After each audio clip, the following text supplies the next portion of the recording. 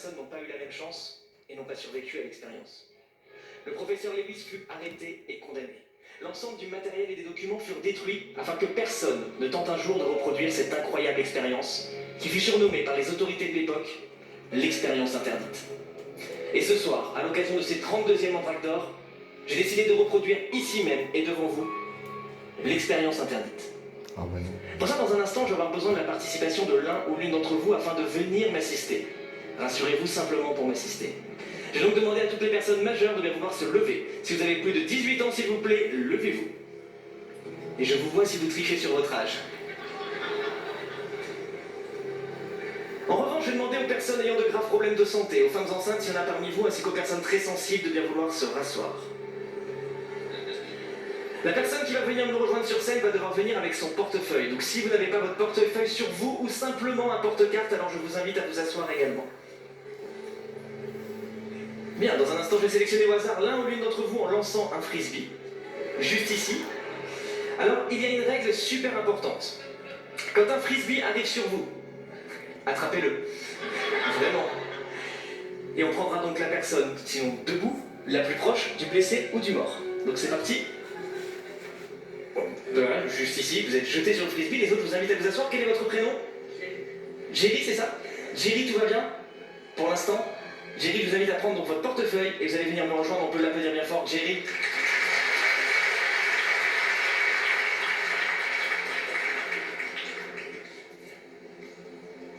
Venez Jerry, juste ici. Et Jerry, soyez le bienvenu dans l'expérience interdite.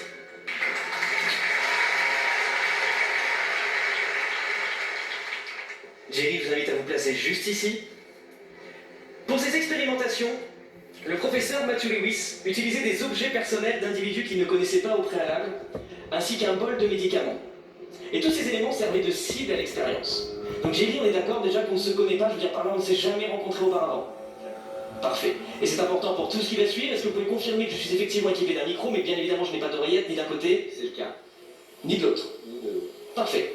Jerry, avant de commencer l'expérience, je vais vous donner un petit bloc juste ici, et je vous invite à faire très rapidement un dessin. Ce que vous souhaitez, un dessin très simple. Je vous invite ensuite à enlever la feuille du bloc quand vous avez terminé. Donc faites ce dessin. Ensuite, vous enlevez la feuille du bloc, vous la pliez en 4 et vous la glissez dans votre portefeuille. C'est bon pour vous? Donc je vous laisse plier. Vous glissez la feuille dans le portefeuille.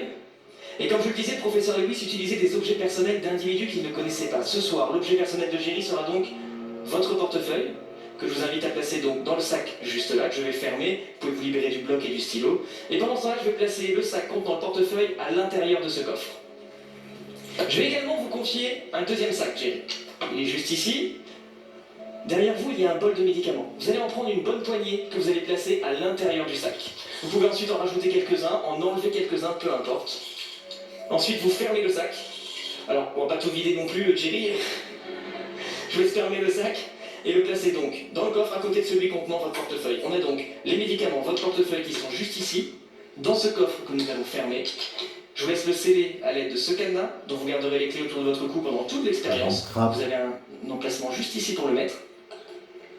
Et afin que personne, bien sûr, ne touche à ces éléments, ni à votre portefeuille, ni aux médicaments, et pour que tout le monde puisse surveiller le coffre, on va le suspendre au-dessus de la scène.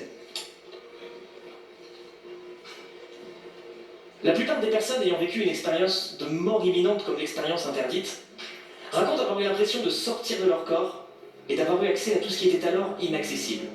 C'est en partie de tels témoignages qui avaient motivé les recherches du professeur Lewis. Et c'est exactement ce que nous allons essayer de vérifier ce soir. Alors bien sûr, je sais que nous sommes dans le cadre d'un spectacle sur scène, mais l'expérience qui va suivre est réellement dangereuse. Il ne faut en aucun cas tenter de la reproduire chez vous.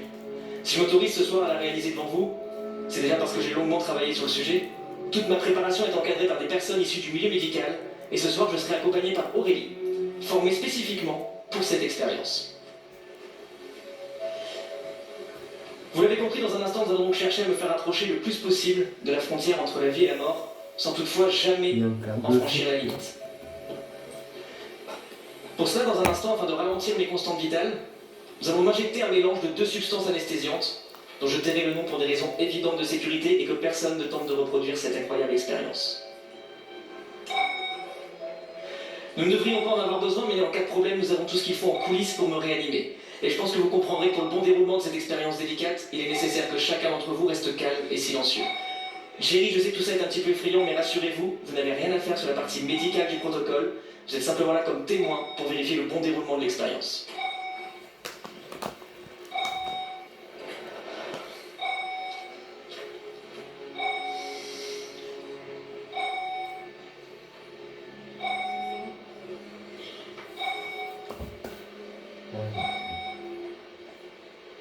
Ouais, putain, ah.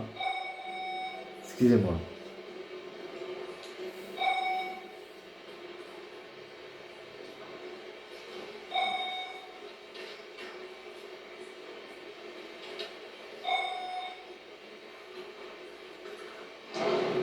Derrière vous, il y a un bol de médicaments. Vous allez en prendre une bonne poignée.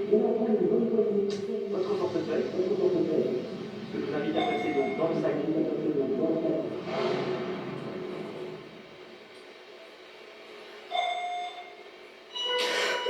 Léo, est-ce que tu m'entends? Léo, attention.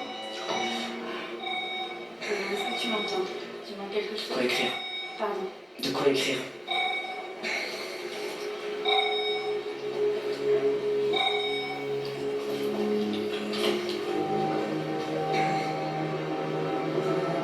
Est-ce que tu vas bien?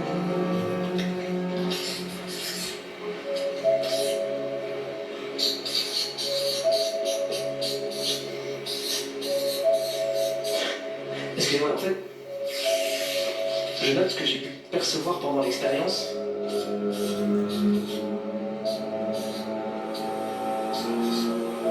En fait, les personnes qui vivaient l'expérience de Lewis étaient souvent capables de deviner des objets qui étaient cachés dans des boîtes accrochées au-dessus d'eux. Alors, bien sûr, Jerry, je sais que c'est votre portefeuille, je sais que c'est les médicaments, mais j'ai l'impression d'avoir eu des informations beaucoup plus précises. Attendez, j'essaie de mettre le maximum de choses.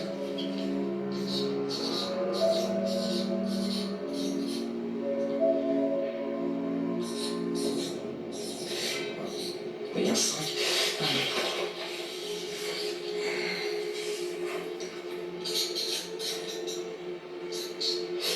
J'ai presque fini, Jerry. 8, 4, 8, 1, 0, 1, 0, 1, 7, 1, 1, 1, 1. Ok. Oui, je disais, je pensais avoir des informations beaucoup plus précises. On va vérifier tout de suite.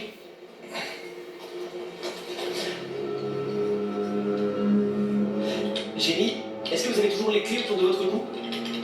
Je vous invite à les retirer, s'il vous plaît. Merci.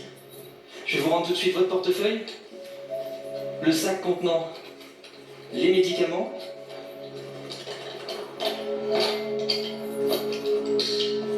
voici du coup votre portefeuille, les médicaments. Je vais vous asseoir juste ici, Jerry, allez-y. Parfait. Jerry, la première chose que j'ai perçue très distinctement, c'était le nombre 19. Est-ce que d'une manière ou d'une autre, le nombre 19 vous parle dans votre vie? Peut-être pas. Est-ce que je pourrais avoir un micro, s'il vous plaît, pour Jerry 19, ça vous parle pas du tout? Pas du tout? Pas par rapport à une date, un truc? Attends, j'ai vraiment vu 19. Merci. J'ai vraiment vu 19. Mettez tous les médicaments sur le plateau, s'il vous plaît.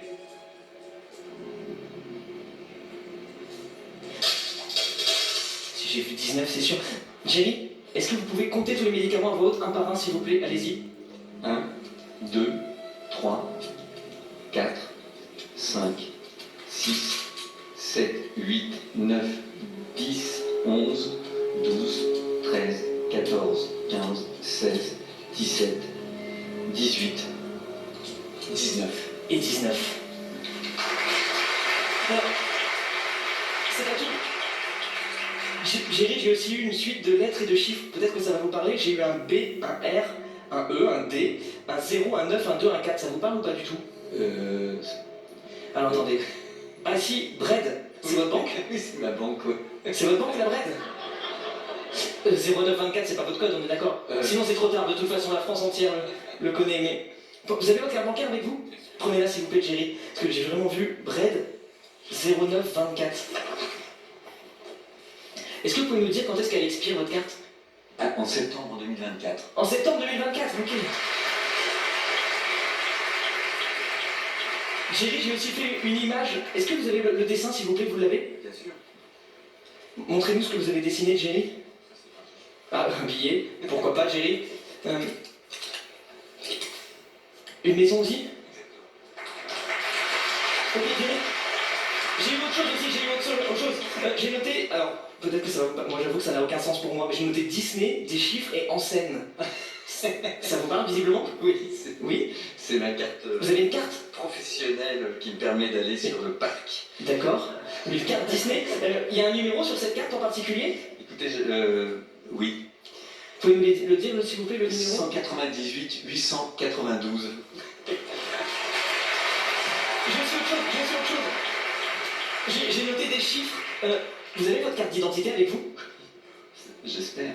Tout le monde en saura beaucoup trop sur vous ce soir, Jerry. Alors, est-ce que vous pouvez regarder le numéro de votre carte d'identité, s'il vous plaît, et nous dire les chiffres un par un? 19 09 941 62 015. Une dernière chose. J'ai aussi... Ah bah vous avez sorti un billet de 10 euros. Oui, tout à fait. Sortez-le s'il vous plaît. Regardez le numéro de série du billet. Ah non, mais là. Est-ce que vous pouvez nous dire les lettres et continuer avec les chiffres? XA 168 480 071 et le 1. Merci beaucoup, Jerry. Je vous laisse regagner votre place. Merci, je vous libère. Merci beaucoup, Jerry. Merci beaucoup. Merci. J'allais oublier quelque chose. Attendez un instant parce que c'est assez étrange. Je parlais de sortie de corps avant l'expérience et en vivant l'expérience, j'ai eu quelque chose d'assez étrange. J'ai eu l'impression de venir par ici. Venir par ici, j'ai eu une image assez étrange. Madame, juste ici, quel est votre prénom, s'il vous plaît? Pauline. Pauline, levez-vous. Pauline, en fait, j'ai eu une image assez étrange parce que j'ai l'impression de venir vers vous et de voir comme quelqu'un à vos côtés, mais quelqu'un de malheureusement disparu. Vous avez perdu, c'est un homme qui a un lien familial très fort. Vous avez perdu votre grand-père? Oui. Je vais pas vous embêter très longtemps avec ça, je sais que c'est délicat. Pauline, on est d'accord, on ne se connaît pas, on ne s'est jamais rencontrés. Est-ce que vous pouvez nous dire, s'il vous plaît, comment s'appelait votre grand-père? Guy? Merci beaucoup.